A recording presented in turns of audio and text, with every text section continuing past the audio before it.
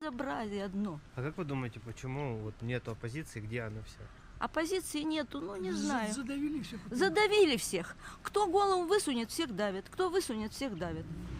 Потому что вот наша власть, она прикормила милицию, ФСБ, всех там прикормила, опричников. Чуть что народ сбунтуется, сразу пошлют на нас и скрутят бараний рог. И все. А как вы Ну, вот думаете, смотрите, наш Владимир Владимирович у власти сколько лет уже? Лет 20? Меньше? И 24. что? И что, лучше жить стало? Вот мы, например, пенсионеры, не ощущаем, что лучше стало жить. Жить стало не лучше. Значит, вывод какой? Если жить простому человеку, пенсионеру, ну, в данном случае, не знаю, может, студенту, у нас нет, к счастью или к сожалению, детей у нас нет. Поэтому нам терять абсолютно нечего. Нам, например, пенсионерам, жить лучше не стало. Казалось бы, вывод простой. Если жизнь лучше не стала, значит, нужно менять власть. Нужно менять президента, нужно менять министра. А ничего не меняется. Общепит какой стал? Все столовые, как ресторанные Да. цены.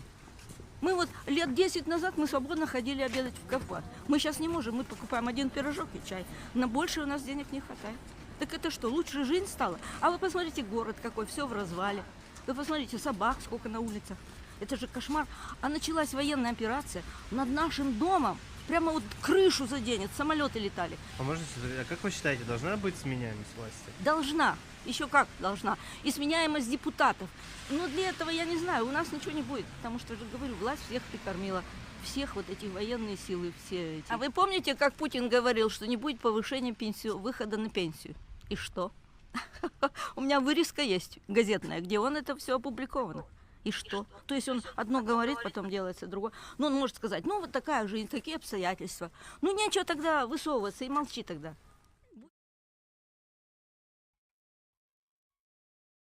Now that's one hot under the collar, a little old lady who's talking about what's going on in Russia right now. She was really giving Putin what for in this one, and pretty brave of her to do so, especially in Soviet Russia.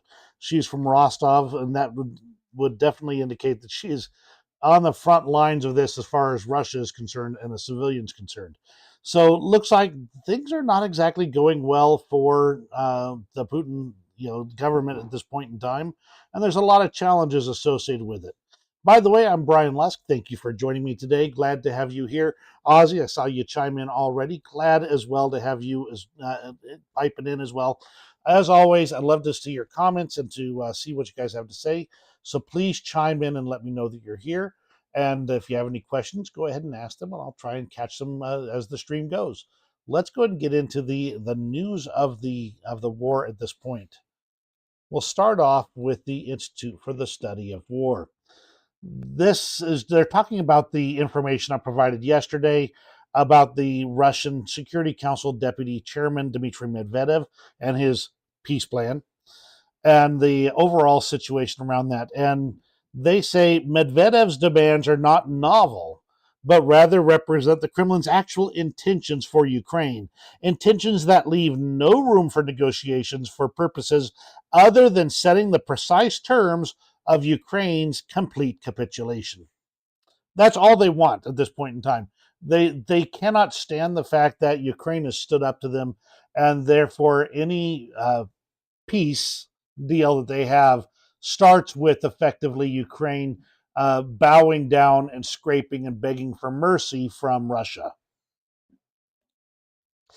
Now, President Macron of France has really been getting hot under the collar lately as well. And he's given quite a few interviews and speeches lately where he has called to task Putin and Russia. There's a lot of stuff here. I'm going to kind of quickly touch on a bunch of them and then hit a summary towards the end. And I'll make sure to provide a link to the actual full interview that's been dubbed into English at the end. Macron, during this interview, stated, "Our responsibility is to be strong for peace. Our responsibility is to maintain this European unity." He's been really on fire about this lately. Sorry, some of these things are refreshing as I go. They did announce that they were going to purchase 75 Caesar cannons to send to Ukraine, all of which are going to Ukraine. This is new equipment, new gear, and badly needed by Ukrainians on the front, although ammunition right now is far more vital. The security of Europe and France, or he says the French, is at stake. He is acknowledging that if Russia is not stopped in Ukraine, it puts the rest of Europe absolutely at risk of further aggressive actions by Russia. They will see no reason to stop if they can make eke out a win in some way, shape, or form of this, because they will not have been slapped back and punished for those efforts. There's only one person responsible for the situation we are in. It is the Kremlin regime, putting squarely on Russia the blame for the conflict in Ukraine, for the war in Ukraine, and saying Vladimir Putin himself and his government are the ones responsible. There was no action taken by Ukraine that would justify the war being carried out.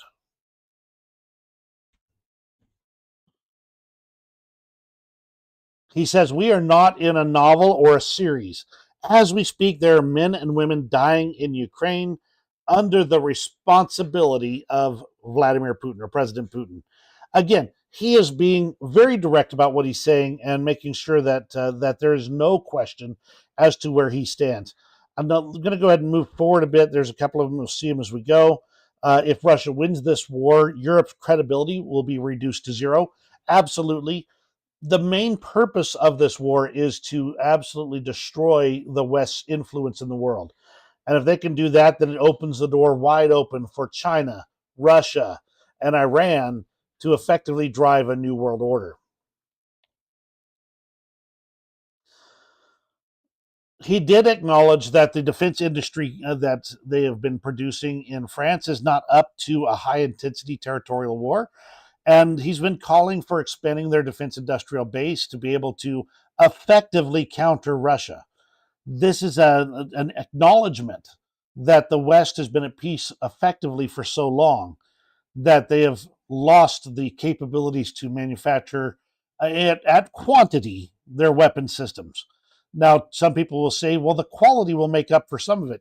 Yes, but at the end of the day, there will be losses in war. There'll be losses of equipment, used up ammunition, everything. And no amount of high tech is going to make up for a raw production capability that they are at this point in time lacking. He did not rule out sending troops to Ukraine. In fact, he's made several statements that have been much more open to the idea of sending troops to Ukraine, and has even stated at one point in time that there will be French troops in Ukraine at some point, though has been very careful to temper that with, as basically saying, as the needs arise. Anton Herashchenko gave a great summary of the overall gist of his words here. I want to go ahead and post that into the comments, so you can see that at your leisure and be able to read up on it. Great points he's saying, a lot of which I've already addressed in the other posts so far, but I thought this was particularly telling here. Peace does not mean the capitulation of Ukraine. Wanting peace does not mean defeat. Wanting peace does not mean dropping Ukraine. Reuters also put out a great article on this. Again, I'm not going to go through this. I'm just going to post the link as well so that you can review at your own leisure. Great article. I do highly recommend it, and it's good. It's a good feel for all the things that Macron said, that's in more depth than even I can touch on here. In a kind of a similar vein here, in fact, let me just check the things I've got over here. Let's move this forward. In fact, let's move this back and talk about why Macron's changing stance. And there's a lot of people who are saying, what kind of compromise, or who has compromised Macron, that all of a sudden he's changing his position. There are some people who are theorizing as to why this is actually a genuine change on his part. The views of Bruno Tertres and Camille Grand, both very expert and well-connected, are authoritative, And the notion that this is all about his domestic politics is no, that can't be, because it would be much easier for Macron to step back from Ukraine for his domestic political reasons. He's being attacked within France by far left and far right parties alike, and including even the traditional center right opposition party leader. Now, the far right Marine Le Pen recently made some interesting statements. If I've got them here, I'll try and share them with you as well, where it indicates that she's actually more in favor of helping out Ukraine. But if I've got that, I'll give it to you. If not, I'll try and find it for the next video. Many journalists who interviewed him last night are giving him a hard time, and narratives that exploit fear and desires of appeasement are widespread. A lot of Russian disinformation in the French information space. Public information is still quite strongly in favor of aiding Ukraine militarily, but it's dropped compared to the previous year. And of course, there have been negative reactions from fellow allies and also Russian threats and disinformation. Macron is definitely not on the path of least resistance. He is attempting a tour de force. And this, by the way, is from Edward Hunter Christie, a senior research fellow and a PhD. So continuing on, so it isn't domestic politics, it's foreign policy properly grounded in strategic considerations. Let me just double check to make sure my audio is still going out. I didn't want to, yep, still good. And for that, the analysis of Bruno Tertrais is a solid reference as to the reasons for Macron's changed positions, in addition to Macron's own very clearly expressed concerns. Everybody knows that the war is on a dangerous trajectory due to Russia's intent, the repeatedly confirmed radicalization of the Russian state's war aims and its wider aggressive designs, of its concrete hostile actions worldwide, including against France, and Russia's capabilities. It is far more in a war economy mode than any Western country, which creates a far more dangerous future in case of a Russian victory. Meaning that if he can successfully stop effectively in the war in Ukraine in his favor, his entire industrial base was already spun up for war. And therefore, he would effectively be able to just continue on. His people are being put to work by this war machine that he's built. And why would he stop if he can continue to produce that and keep his people on his side? And he would continue to move forward in additional conquest. The West's intent may also be a part of this, like America becoming unreliable. And even if this doesn't change things, the U.S. is really not as reliable as they expected. It's clear that a minority of one party is able to hold up legislation and hold up aid to Ukraine, and therefore it's a weakness. It is a tremendous weakness in that America is showing right now, is their inability to respond to this international crisis in anything like a timely and effective manner. And that is the real concern, is that as from our perspective at least, is that as our politicians, dilly-dally over aid to Ukraine, they are literally selling America's influence to the highest bidder.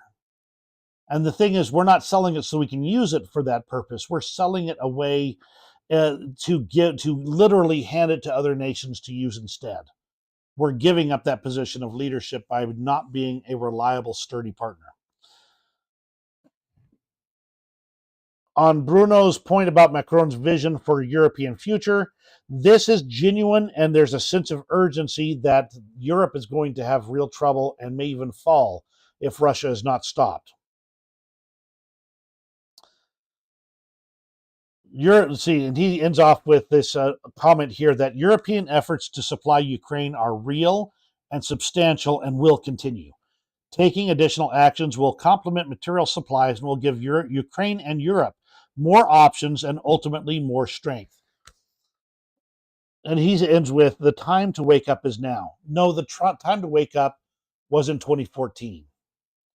But if you're waking up now, European leaders, then get on board and move forward. Help Ukraine out. That's what the real summary is. failure to stop Russia at this point will be the destruction of the Western world, because it will totally destroy their abilities and influence on the world stage. Now, there were some document leaks talking about the administration of Russia, and they were published elsewhere. I've only taken a brief look at them, but the documents show the real intentions of Russia's war. The matters of, they're basically strengthening their internal Russian system, persecuting the opposition, and their intentions to wage a further global war on the West. This information is from Inform Napalm on Telegram, just so you know. Now, they are talking about this in the specific context of why Macron has shifted positions so drastically in recent days. And that's because they believe that Macron has gotten a good look at these documents saying what Russia's aims truly are. And he's recognized the threat, the true depth of the threat. And that, I believe, that they believe at least, is that this intention to continue assaulting the West was not something that can be stopped with a simple peace agreement. There were already multiple peace agreements over the years that the Russians have refused to obey or follow. What makes us think that all of a sudden that this time Russia will voluntarily become part of the world family and not go through with their actions?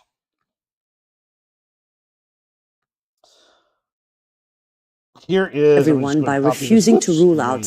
Pause that there. Don't need that noise going. This is the full interview as dubbed into English. It looks like I might have a little bit of a hiccup on my stream right now. Let me go take a look over here. Things are still going on my end, though I will keep an eye on it. Let me know if you're having some interruptions to the stream. I might have to switch internet connections to do so, to fix that back up.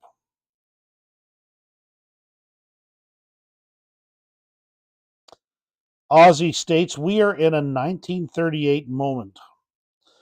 What choices the free nations make now will decide what future humanity faces. And then he added, the only thing united the revisionistic nations, Russia, China, Iran, and North Korea, shares is being anti-freedom. And that's because freedom is antithetical to their dictatorial regimes. If these regimes are allow anything that looks like freedom, it destroys their authoritarian capability. It destroys their ability to rule their countries and do as they will. And that's the concern that's behind it. They have to be anti-freedom because their regimes are fundamentally anti-freedom. Absolutely. Thank you, Ozzy. Let's go ahead and keep on trucking here into an interesting bit about nuclear weapons. And I'm somewhat hesitant to share some of this, but I think in the end, it does help to understand why Russia would be foolhardy to actually use nuclear weapons. They have been very aggressive about using nuclear rhetoric.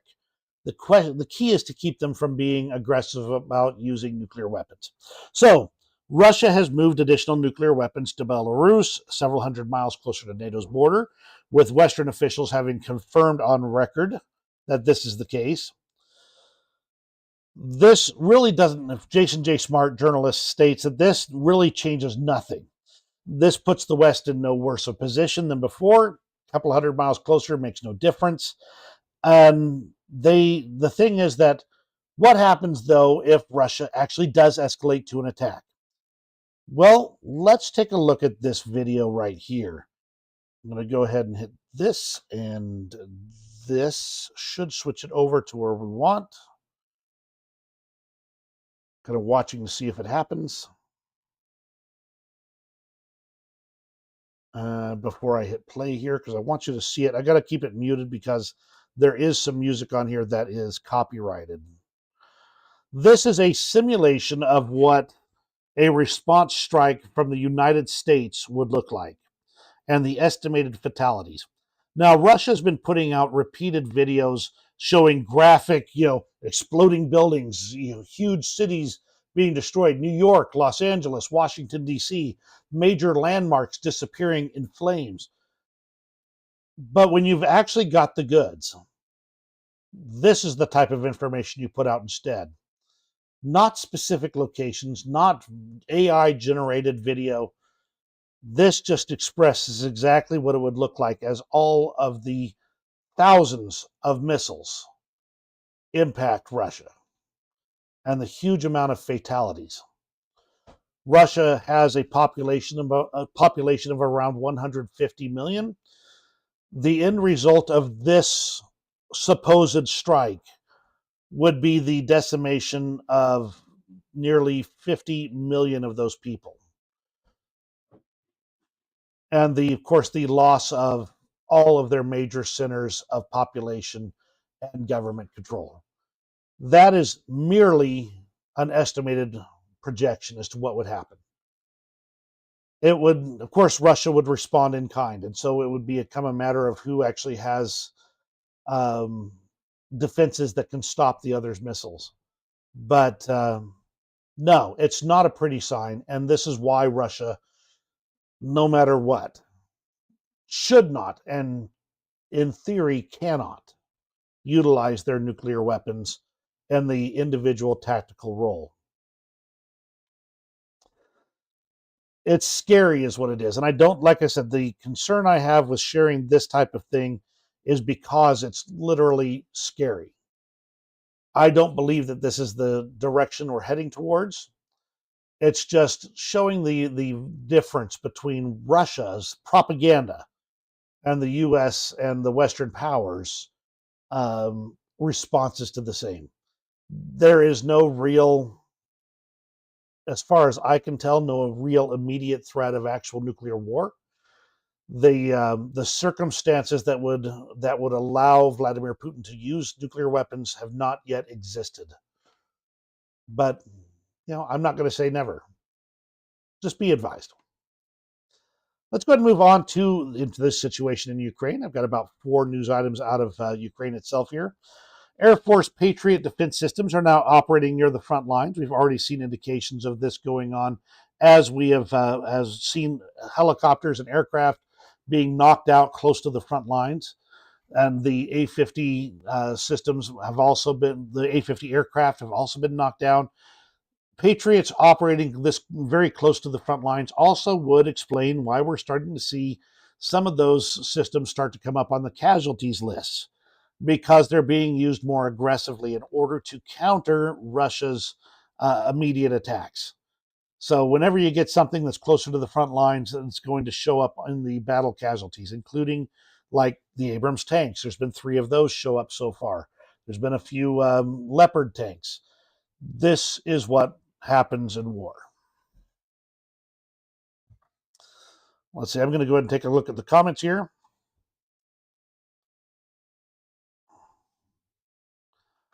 Putin wants to live. He will not pull the trigger. This is a man who has body doubles and believes he will live to 100. Woo! Yes, he absolutely wants to stay alive. And if there's one thing that nuclear war would guarantee, is that he would not be one of the ones living in the end. Okay, moving on here. By the way, Ozzy, always thank you for your comments. I appreciate every single one. Now that we've seen in the past Russia's simulations that are way more intended for propaganda, showing the Western projections as well, I think is important just to counter what Russia tends to do with these things. Moving on. The Siberian Battalion was one of the 3 Russian national units that the Ukrainians have stood up and sent into, allowed to go into Russia, I should say. This is a new one that's specifically for those who are from the Siberian area. And while it's not going to be like a huge military advantage to it, this is just one more aspect of the warfare against Russia.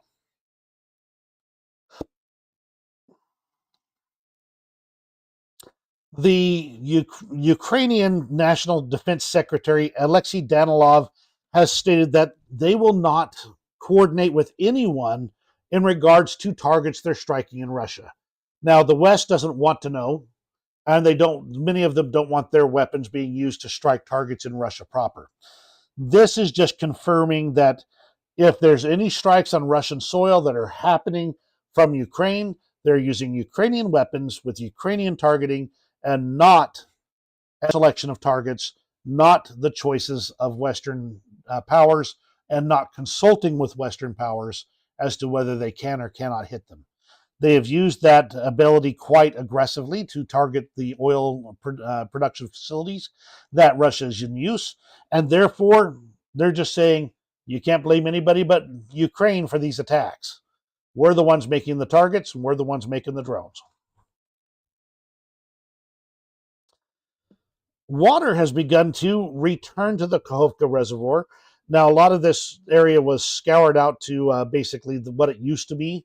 But now that the winter snows are starting to melt, some of the areas are filling back in a little bit. And some of that might be, we might see more of that as the days go by. But either way, interesting to see water once again returning to that reservoir area.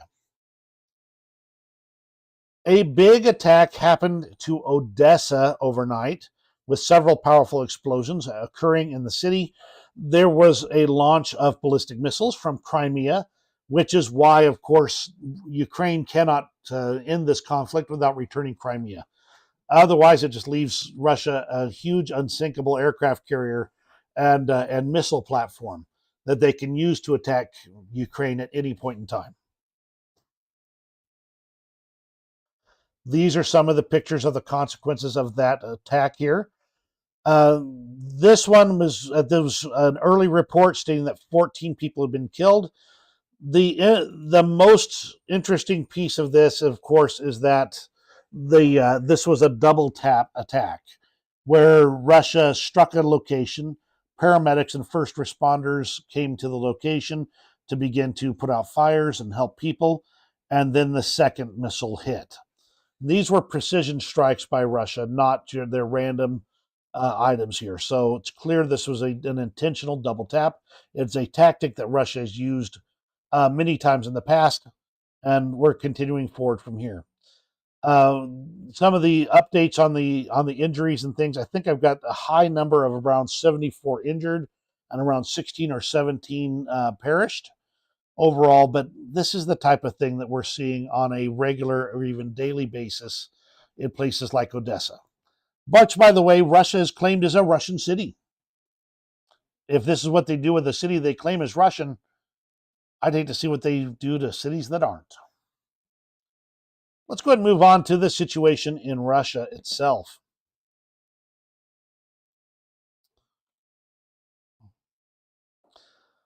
The number of men with disabilities has spiked strongly in Russia, probably because of all the injuries in the war in Ukraine. As of 2023, 2.17 million men with disabilities aged 31 to 59 years were registered in Russia. The consequences of war.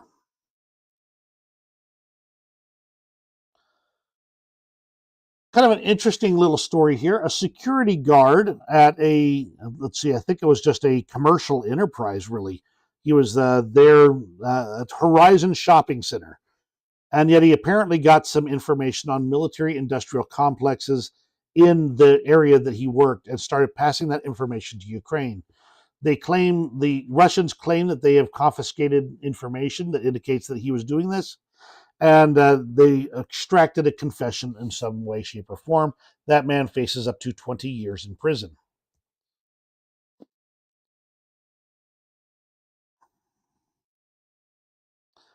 A Ukrainian woman was detained in Moscow with the accusation of justifying terrorism.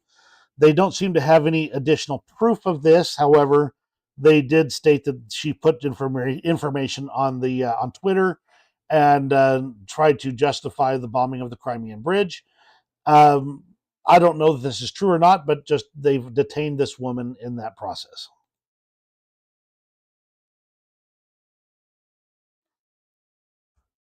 Hang on for me for a second. Okay, this is another oil facility that was struck. This should be okay. It might be loud, so just be warned. So there you go. That's another oil facility. This one in let's see, Kaluga region. So we've got another oil facility down that's reduced production or taken out entirely. We're not clear on the exact full consequences yet. Now, this is from Crimean Wind. They're talking about an air base, with Zankoy Air Base, and note that one of the helicopters is painted on the asphalt.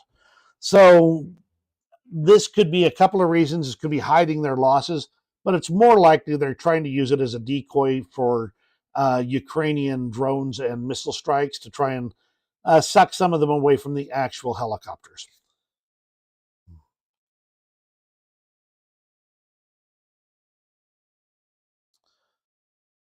Jason J. Smart reports that the ruble is increasingly unstable and that they're having to take dramatic steps to stabilize the currency and keep it at the level, at the sub $100 to the ruble level. Mainly they're doing this for political reasons. They want to prevent that from really skyrocketing before the elections are over. And we've got a lot, by the way, on elections in just a moment here that we'll talk about. Just a last thing before we go into the elections here, Medvedev is doubling down on his statements that are calling for Ukraine basically to cease to exist, adding these pictures from World War II where Germans were hanged by the Russians, and saying that this should be the same thing happening in Kyiv. Let's move on to the elections themselves. I've got a lot of stuff here that I want to go through, just kind of quickly showing some of these. In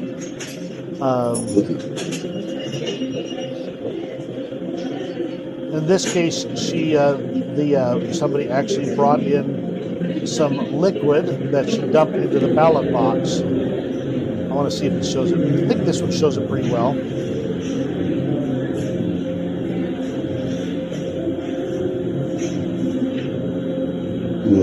There you go. She's dumping stuff into the ballot box right there. So there's a lot of protests going on at the ballot boxes and in the elections here. Some of them are rather more visually impressive. Вот, видишь, она внизу. Sorry, the sound's going to be an issue. No matter Вот, what. все встало. This one, Вот, she lit видишь? fire to И снимает. a, И сейчас телефон достает и one of снимает. the polling booths, causing the staff to run around to try and get the fire put out.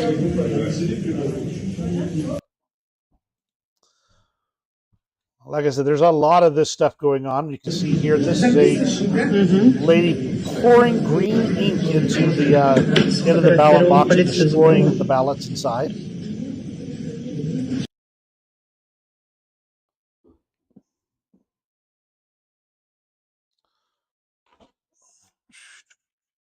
Hang on a second for me.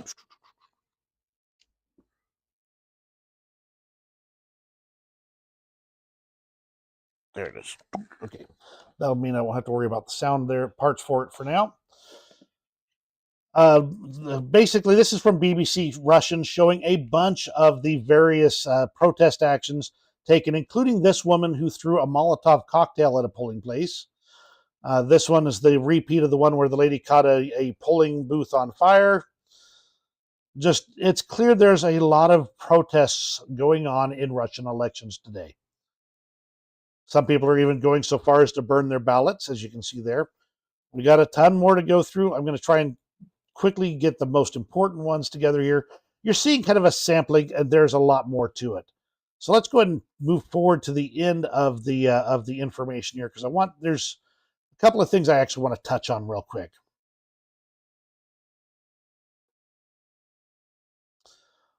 Unfortunately, it also means I've got to go through and refresh some of these, because when I get this many tabs open on this poor old laptop here that does not have much memory, it's going to be, it really struggles to get everything done here. Okay, this is perfect right here. Explosions at a Russian polling station here. They say that it's the effects of Navalny's troops, but no mentions of the Free Russia Legion or any of those types of groups. Then there's this one. Apparently, the poll workers were handing disappearing ink to the voters. You can see here it's being demonstrated by a man with a lighter, just quickly using heat to make the marks erase on the paper. I've seen these types of pins in use. They sometimes use them in quilting or other sewing ventures where they'll mark fabric and then a little bit of hit with the heat from an iron will make the marks disappear.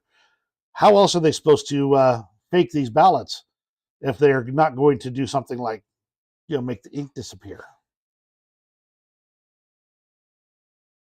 An election observer complained that a portrait of Putin was in the classroom that was being used as a polling place, and he demanded they cover up Putin's photo. Jason J. Smart states that there's little that can be done in a totalitarian regime, but there are things that can be done. I think I've got another one here. Nope, we're good there. There was another one about an election observer talking about the situation he was seeing. Now, we have been missing Gerasimov for quite some time now. He finally showed up at the polling station where he voted alongside Shoigu, and the two men cast their ballots, I'm certain, for Putin, because why would they not? And then a U.S. State Department spokesperson put out a statement stating the U.S. does not and will not ever recognize the legitimacy or results of the so-called elections in sovereign Ukraine, and which are part of the presidential elections in Russia. Basically, if you're carrying out those polls in those election activities in the occupied areas of Ukraine, they cannot be legitimate because they're being done often at gunpoint. I showed a video of that yesterday. So that's a tremendous amount of stuff there. The elections in Russia are getting rather salty, spicy, and even fiery at times, as a subset of the civilians in Russia are showing their displeasure at the Putin regime. Let's go ahead and move on to the international front for a bit. Bulgaria has confirmed that all of their armored personnel carriers are now shipped. They believe it came out to about 110 at the end. So that'll be pretty nice. They should arrive within the next few weeks. German arms manufacturer Rheinmetall will set up 4 factories at a minimum in Ukraine to produce artillery shells, military vehicles, gunpowder, and anti-aircraft weapons. Awesome. That'll be great for Ukraine. The border guard was reporting that the Krakowetsk border crossing remained open for trucks going to Poland. So at least not all of the border crossings with Poland are closed at this point in time. So good to see that going on.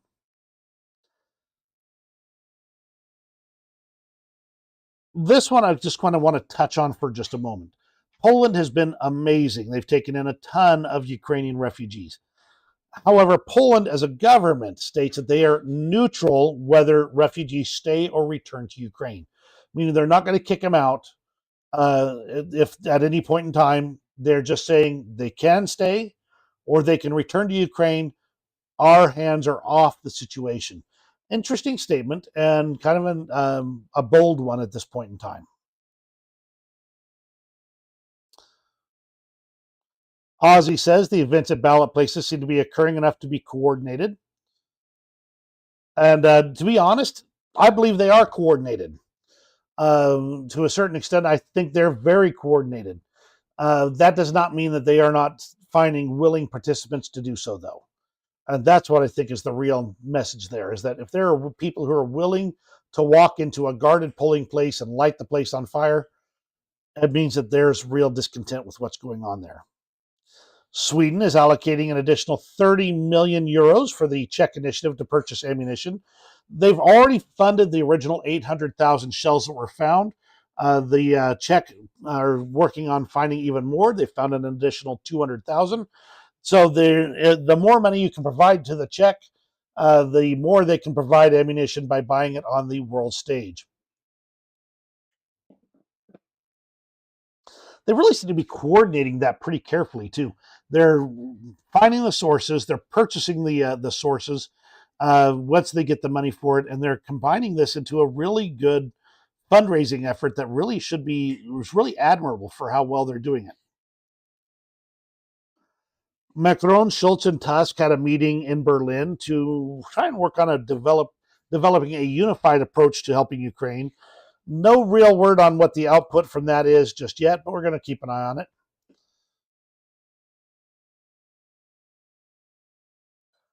From The Insider, The European Union purchased twice as much Russian nuclear fuel in 2023 and paid 686 million euros for it, according to experts. In some of these cases, they're stockpiling for their Russian-designed nuclear reactors, or even for nuclear reactors that may not be Russian-designed but use Russian-made fuel, so they can work on alternatives. And there are some alternatives being made. In fact, a nuclear plant in Ukraine was recently refueled with Western-made fuel rods instead of ones that came out of Russia. So they're working on divesting themselves from that reliance on Russia.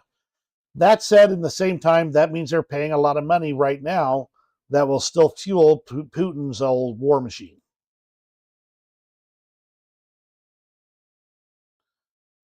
Hi, Robbie. Glad to have you on board today. We're getting close to the end of the streaming from various other locations here, so we're still working on it. And hopefully sometime this time next week, we'll have things all settled back in at my normal place, and we can have a regular stream again. I do appreciate everybody being here, so thank you for joining me. All right, let's keep on going here. We got a lot still to cover. India has suddenly stopped purchasing premium grades of Russian oil. Now, I've not found any information on the why, so I'm still researching this. It's interesting to see, and I want to keep an eye on this one closely. If there's anybody who has some insight on what's going on with India to have this sudden change, absolutely let me know. I'd appreciate it. It could be related to the Houthi situation. It could be related to not wanting to tick off Western partners. There's a lot of could be's, and I'd sure like to have a firm is.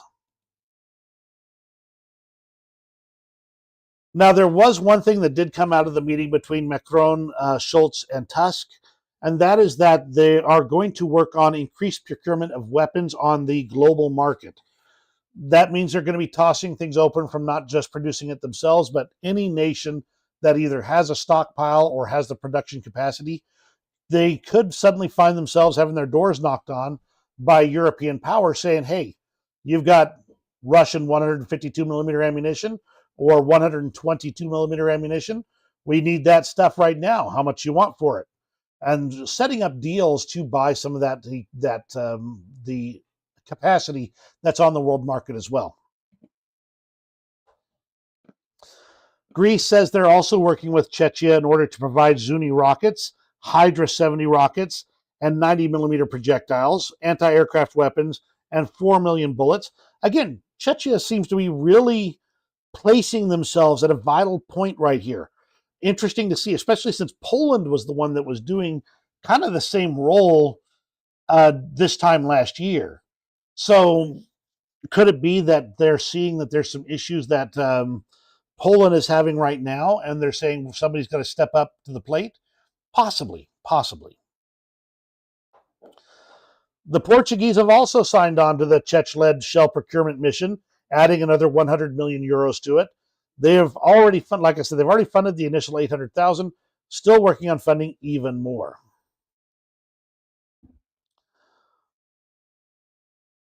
Aussie says India buys the cheap stuff, meaning the oil, and can value add on refining it. Yeah, that's true. That's one way to absolutely make some money on the global markets. Could it be that the demand for Russian good stuff is so low that because of sanctions? Maybe. I don't know. Let's go ahead and move on to the front lines. Now, information here has been updating on the fly. We've got fighting near Verbova and Orlivka, but no changes of hands. And I've confirmed that against Russian sources like War Gonzo. No changes to the front lines to speak of in these areas. The Shevchenko area here looks like there was a small advance by Russian forces. Whoops, not that. Again, looks like another tree line. Tree lines are kind of the only cover you've got on some of these areas, so no surprise there.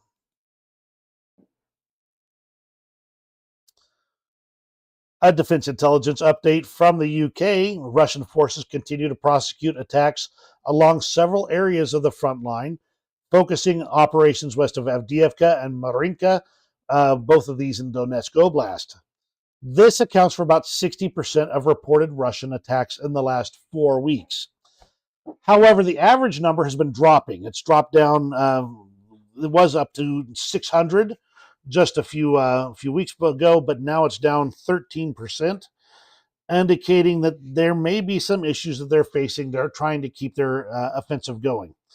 This post says it is highly likely that the overall situation will be challenging for Ukrainian forces in coming weeks, with Russia continuing to regenerate forces and carry out attacks on priority axes.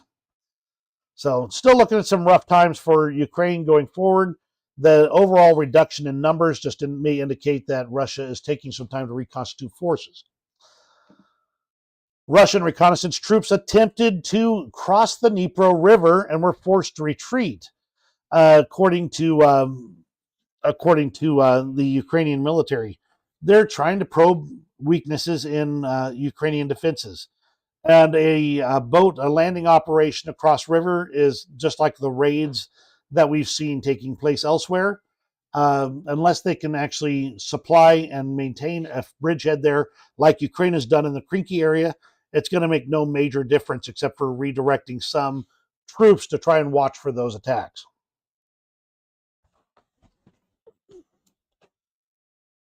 There was a video released showing, they say pro-Kiev militias. I'm not sure exactly where this was at. Let me see if I can pop into the article real fast on the Kiev Post. Maybe we can get a little bit more of a narrow down. Okay, so these are the village of Chotkino in Kursk, and say they destroyed 2 Russian ammunition warehouses there. So these are stockpiles actually on Russian territory that these Freedom of Russian Legion and those types, Siberian Legion, have managed to find and destroy. Speaking of those guys, let's go into the details on what's going on the latest inside Russia now as far as the war goes. The Russian governor of Belgorod claims that 3 strikes were hit during the day. And they claimed, let me see, making a 3rd report of a strike. Yep, they've had multiple strikes in the city. This is going to be the pattern for much of this. Russia's claimed that there's fighting in Kursk and Belgorod. And this is after they've claimed that there was no enemy forces in Russia, that their territory had remained unviolated, that there was no Ukrainian-backed forces at all on Russian soil. And yet now they're saying, no, there's actually some things going on there. Day 3 of the Russian rebel insurgency, as they call it now, fighting between the Russian volunteers fighting for Ukraine and Russian forces has resumed, with shellings reported where the former called for locals to evacuate. There have been multiple calls by the, I believe it's the Freedom of Russia Legion, though it could be one of the others, stating that they are going to start shelling military targets in Belgorod itself or in other villages, and they have a brief pause before they actually carry out those attacks.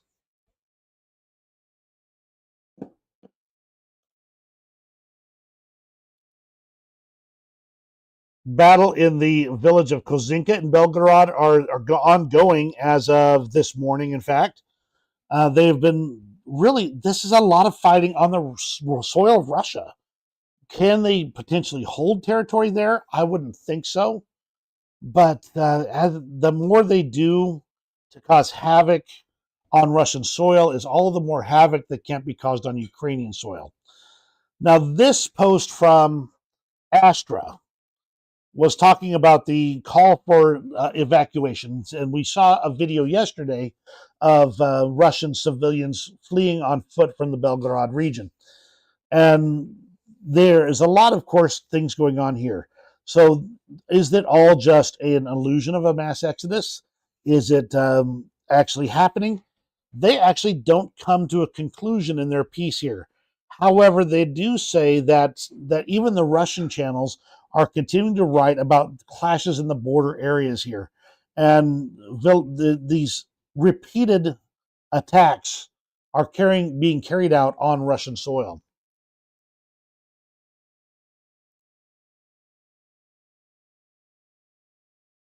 More shelling of Belgorod itself with the citizens Блять, на reporting Есенина на конечке, various, куда вниз various спускаемся, ебаный в things рот, on прилет, fire. машины There was an горят, пизда. there was a video that Охуеть. I don't think I can share where a missile actually directly struck a box truck in the middle of the street, blowing it to smithereens. I mean, it was a direct hit on that box truck in Belgorod itself.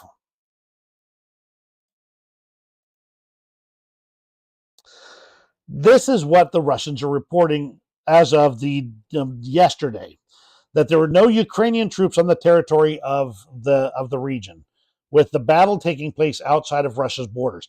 This is what the Russians say, and yet the videos and the other sources all tell me that there are these Freedom of Russian Legion, the Siberian Battalion, etc., all inside Russia right now, taking the fight to them. Obviously, I'm not sitting there myself. I can't absolutely 100% confirm that, but the sources tell me, to the best of my knowledge, that there is still an active firefight, active fighting going on in Belgorod and Kursk oblasts. There is even reports of a helicopter landing operation in the area of Kozinka by the Russian side. Now the Russians are the ones who reported the Ukrainians pulling off this operation. This is almost looking like a bridgehead. However, I'm not going to say it is. The Russians reported through Supernova Plus, who is a Ukrainian source translating Russian sources. Yes, in Kozinki, Belgorodskaya, they really dropped troops by helicopters at a minimally low altitude. Air defense can't do anything about this, unfortunately. According to the latest information transmitted from the ground, the Ukrainians tried to occupy residential buildings and gain a foothold here. Like I said, is this going to result in a long-term presence on the territory of Russia? I have no reason to believe that at all. Will it cause chaos and uncertainty behind Russian lines amongst their civilian population who cannot not see it? It's not like they can have a slickly produced news item that says, oh no, nothing happened. You did not see that box truck explode. You did not see our oil refinery struck. You did not see any drones flying through the air. These people are personally seeing and witnessing this, and therefore it will be hard on the Russian morale, at least in those areas where there's no way to avoid showing that information. And that's everything for today. I don't have any extras today. I didn't find any cute cat videos or anything like that. But want you to know that I do appreciate you, every single one of you, for joining me on these streams on a regular basis and being part of the channel and part of my life in discovering as much of the truth as we can about the war in Ukraine. Often we feel like there's almost no chance at all that we will actually be able to see enough information to understand. And yet, when you sift through the information enough, you can find in there the facts, the knowledge, so you can know what's going on and understand how things are on the battlefield. It's tough, and I know that we're all working on that exact same thing, so I do appreciate that. And if you do find information that I am not seeing or reporting on, absolutely let me know. I have had a few where people have asked me about things where I've ended up debunking them effectively. But in many cases, it's just information that in the vast quantities I'm going through, I just did not see. And so I always appreciate that. Once again, thanks for joining me today. Just one last look at the comments here before I go. Ozzy says Russia is a stricken seller. Its main customers have evaporated, so it's desperate to sell low prices. They have very few other sources of foreign earnings. Absolutely. And as Ukraine destroys their production capacity, it's going to make it even harder for Russia to monetize their oil resources. So that's everything then. Thanks again for joining me. You have a great rest of your day, and we'll see you on the next video.